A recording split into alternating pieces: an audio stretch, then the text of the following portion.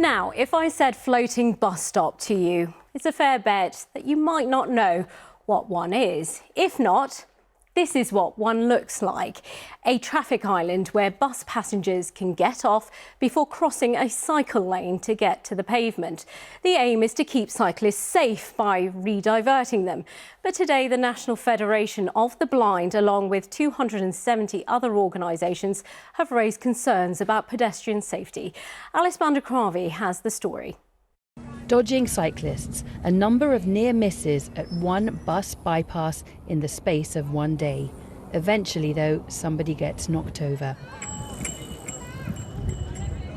The so-called floating bus stops are designed with cycle lanes going around them, keeping cyclists out of the main road. It also means bus passengers have to cross the cycle lane to get to the bus, and few of the cyclists stop at the pedestrian crossing. When you get off a bus, you're getting off and then half the time you don't realise that there's a cycle lane there, and there's not always the zebra crossing bit either. For visually impaired people and those with disabilities, it's even more hazardous.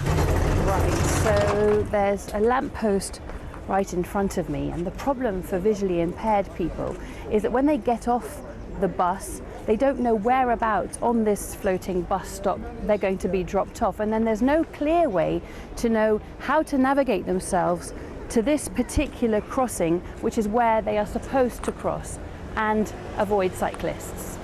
It's led to some accusing TfL of prioritising the safety of cyclists over vulnerable pedestrians. Visually impaired people in particular are less likely to want to travel and use these bus stop bypasses. They can't use the local facilities in the independent way they would like to, in the way they used to, because they can't use the buses. This is really an equalities issue, and I say that disabled people continue to be at the bottom of the pile as far as the transport system is concerned.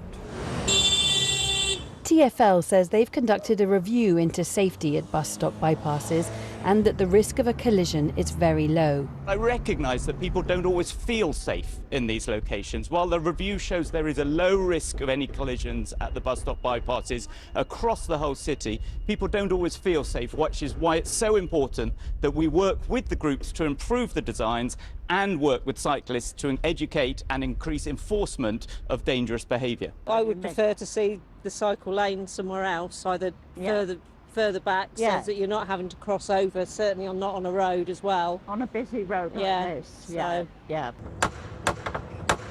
Campaigners this afternoon have taken their demands for an end to bus bypasses to number 10.